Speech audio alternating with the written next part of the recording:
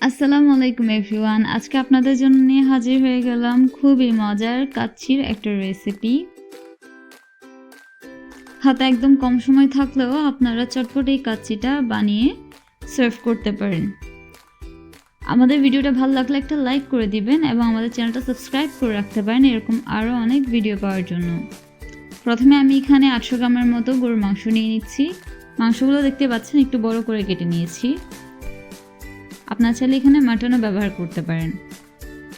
এবার একটি বাটিতে আমি 1 টেবিল চামচ পরিমাণ আদা রসুন বাটা, 3 টেবিল চামচ পরিমাণ পেঁয়াজ বাটা,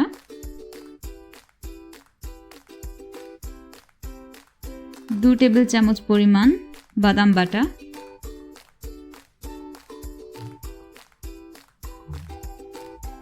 1/3 কাপ পরিমাণ দই,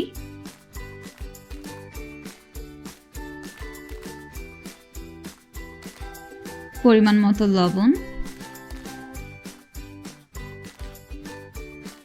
এবং টেস্টটাকে কিছুটা ব্যালেন্স করার জন্য 1 চা চামচ পরিমাণ চিনি নিয়ে নিয়েছি। এখানে আমি রাঁধুনির কাচ্চি বিরিয়ানি মশলাটা ব্যবহার করব। একই প্যাকেটের মধ্যে 2 ধরনের মশলা থাকে। আমি এখানে গুঁড়া মশলার সম্পূর্ণ প্যাকেটটা ব্যবহার করছি।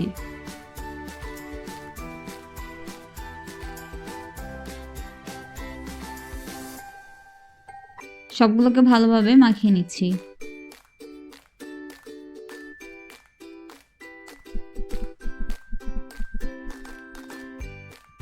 এবার এখানে মাংসগুলোকে দিয়ে ভালোভাবে মাখিয়ে ম্যারিনেট করে নিব।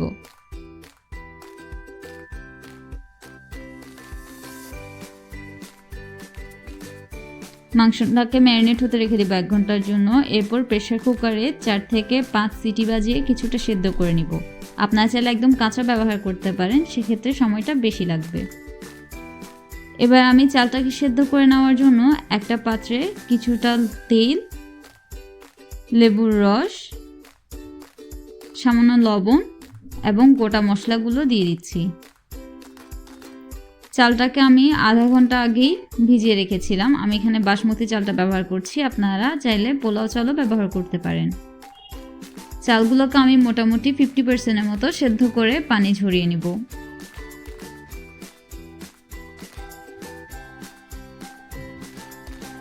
এবার একটি পাত্রে সেদ্ধ করে নেওয়া মাংসটা নিয়ে নিচ্ছি।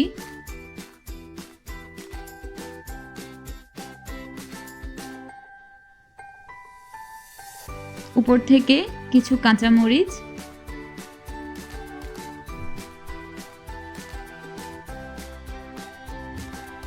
এবং ভেজে রাখা আলু দিয়ে দিচ্ছি। আলুগুলোকে সামান্য লবণ দিয়ে আমি ভেজে নিয়েছি।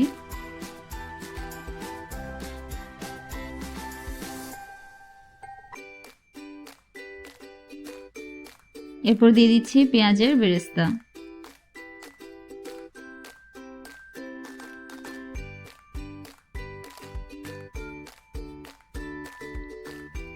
এরপর উপর থেকে আধা সেদ্ধ করে নেওয়া চালের অর্ধেকটা আমি ছিটিয়ে দিচ্ছি।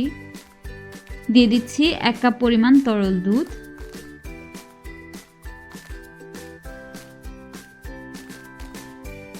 আর কিছুটা অরেঞ্জ ফুড কালার।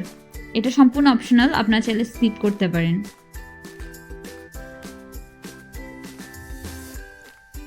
এরপর দিয়ে দিচ্ছি পেঁয়াজের বেরেস্তা। উপর থেকে বাকি চালগুলো দিয়ে দিব।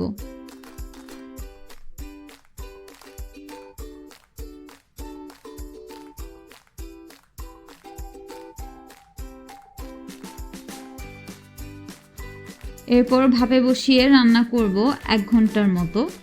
মাংস যদি কাঁচা ব্যবহার করেন সেক্ষেত্রে 2 ঘন্টার মতো সময় লাগতে পারে।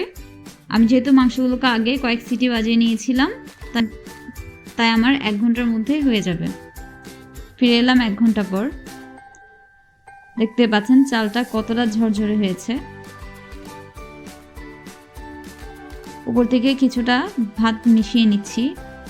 এরপর নিচ থেকে মাংস এবং গ্রেভির পরিমাণ যে যার পছন্দ অনুযায়ী নিয়ে সার্ভ করতে পারেন। বাস তৈরি হয়ে গেল খুবই মজার চটপট একটা কাচ্চির রেসিপি। অল্প সময়ে আপনারা সহজে বাসায় এটা বানিয়ে নিতে পারেন। আমি মাংসটাকে ভেঙেই দেখিয়ে দিচ্ছি কতটা সফট হয়েছে।